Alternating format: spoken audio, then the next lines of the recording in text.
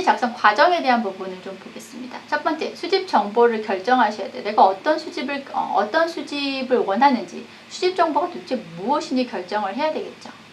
그리고 수집을 하는 경우에 있어서 현상, 지금 드러나는 현상의 그 현상 간에 어떤 관계가 있는지, 그리고 탐색적이고 결론적인 연구인지를 결정하셔야 되고요.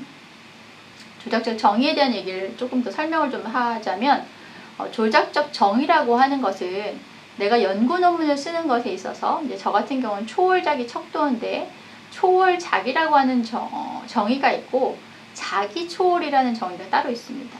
그리고 초월이라는 정의가 따로 있고요. 이 조작적 정의라고 하는 것은 내 연구 논문에서 초월작이 또는 자기 초월, 이런 여러 가지의 용어들이 있는데, 도대체 이 논문에서 초월작이라고 하는 것이 무슨 내용인가 라고 하는 정의, 그 데피니션이 정하여지는 것이 조작적 정의라고 볼 수 있어요. 그래서 연구를 하는 그 연구자가 이야기하는 초월작이라고 하는 데피니션이 무엇인가, 이것은 제가 얘기하는 초월작이가 다르고요. 만약에 다른 사람이 초월작이라는 내용들을 가지고 논문을 쓸 경우에 다른 데피니션을 가지고 쓸 수 있어요. 그렇기 때문에 조작적 정의, 내가 연구하고자 하는 내용의 주제 안에서 가장 중요한 그 연구의 주제 안에서의 정의, 그 연구자가 정의하는 내용, 그 데피니션을 조작적 정의라고 볼 수 있습니다. 그건 개인이 정하는 건 아니고요. 이론적인 배경, 그리고 지금까지 현행 연구가 되었던 부분들을 다 탐색하고, 그리고 그 이론적인 배경들 또는 자료 탐색을 통해서 이 연구자가 생각하는 조작적 정의인데, 이것이 어느 정도 그 타당성이 있는 것들을 이야기를 해야 이게 이제 이론으로서 만들어지는데 이제 어려움이 없겠죠. 그래서 조작적 정의의 기초로 구체적인 설문 문항이 작성이 되어야 됩니다. 그래서 이번에 이제 연구하면서 설문 응답을 제가 이제 보내면서 초월작의 척도에 대한 표준화 연구입니다라고 했더니 부분적으로 이제 연락들이 왔어요. 이제 아는 지인들. 너무 어려워요. 초월적 자기가 도대체 뭐예요? 초월자기가 도대체 뭡니까? 용어가 굉장히 어렵습니다. 라고 해서 제가 설문 문항 앞에 설문이 무엇인지 설명하는 그 단계 앞에 초월자기에 대한 구체적인 설명들을, 조작적 정의를 제가 그 데피니션을 좀 적어놨더니, 이해하시는 분들, 자료를 수집하는 과정에 있어서 설문응답 하시는 분들이 좀 이해가 가요 라는 내용들을 말씀을 하시더라고요. 이 조작적 정의가 무엇인지 데피니션을 알고 설문 문항을 체크하는 건 도움이 되겠죠, 자료 수집에 있어서. 두 번째는 자료 수집 방법의 결정입니다.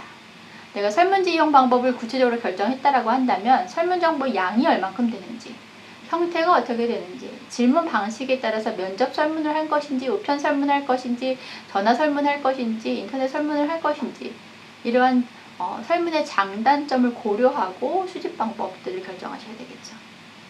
세 번째는 개별 문항의 내용을 결정하는 거예요. 사실 저 같은 경우는 척도가 이미 나와 있기 때문에 개별 문항의 내용을 결정할 이유가 없었어요. 이미 나와 있고 밸리데이트 됐고 그 다음에 다 됐기 때문에.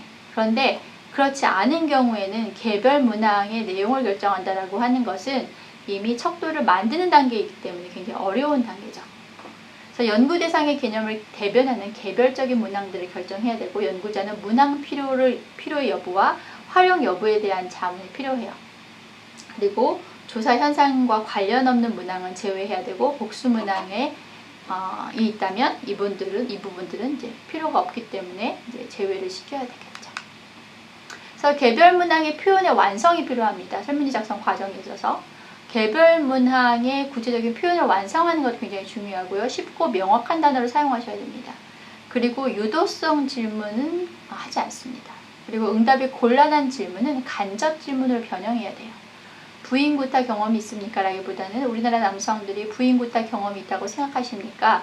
이렇게 조금 객관화된 내용들로 넣어서 응답이 가능하도록 간접 질문의 변형으로 문항을 바꾸는 것들이 필요하고요.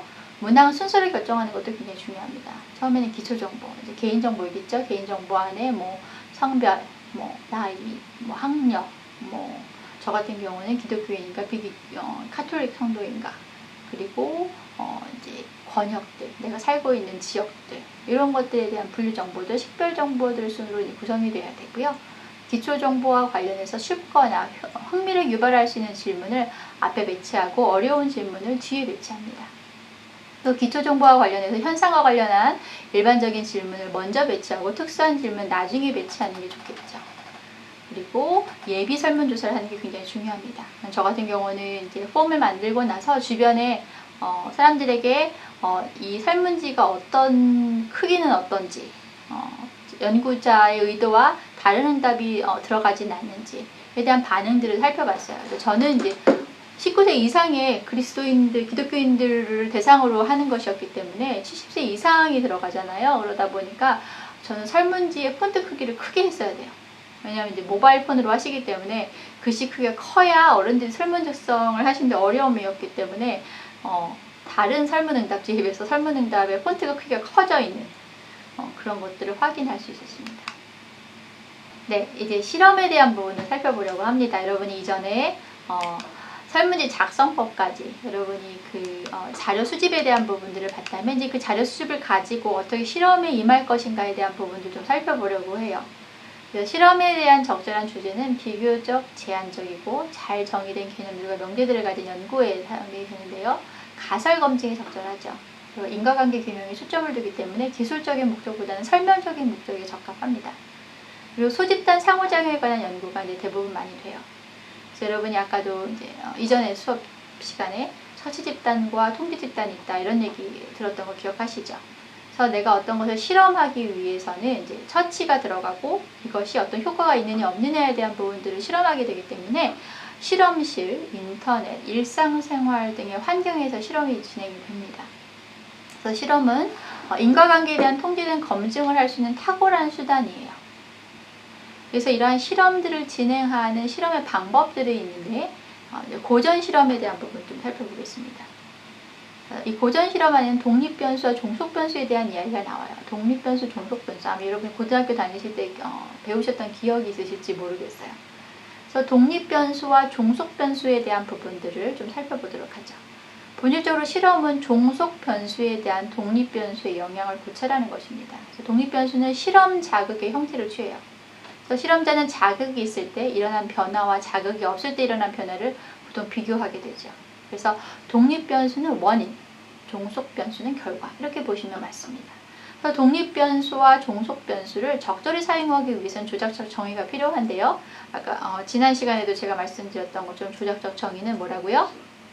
연구자가 어떤 연구하는 주제에 대해서 어떤 정의를 갖고 있는지 주관적인 내용은 아니에요. 그러나 여러 가지 이론적인 배경이나 또는 그 문헌 점검들을 통해서 자기 스스로 내리는 조작적 정의 이러한 내용들을 독립변수와 종속변수에 영향을 미치겠죠. 그래서 이런 조사를 하기 위해서 이런 실험을 하기 위해서는 또 한 가지 필요한 게 사전조사와 사후조사일 수 있습니다.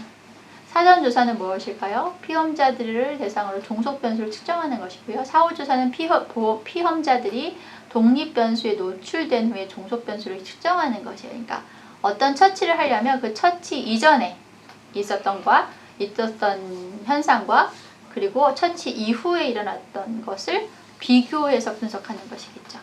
세 번째는요. 실험 집단과 통제 집단. 이거 앞에서 말씀드렸죠. 실험 집단은 실험에서 실험 자극을 받은 피험자 집단. 그리고 통제 집단 같은 경우는 아무것도 하지 않은 자극이 필요하지 않은 피험자 집단. 이렇게 말씀을 드렸습니다. 또는 이제 이중 눈가림 실험이라고 해서 실험이 되어지는데요. 이것은 실험자와 피험자 모두가 누가 실험 집단이고 누가 통제 집단인지 모르게 하도록 설계되는 거예요. 그래서 피험자가 자신이 어디에 속했는지 모르기 때문에 실험자에 의한 오류를 최소화할 수 있습니다. 그리고 실험자가 갖고 있는 편견의 위험성은 종속변수의 조작적 정의가 분명하고 정확할수록 줄어들 수 있게 되겠죠.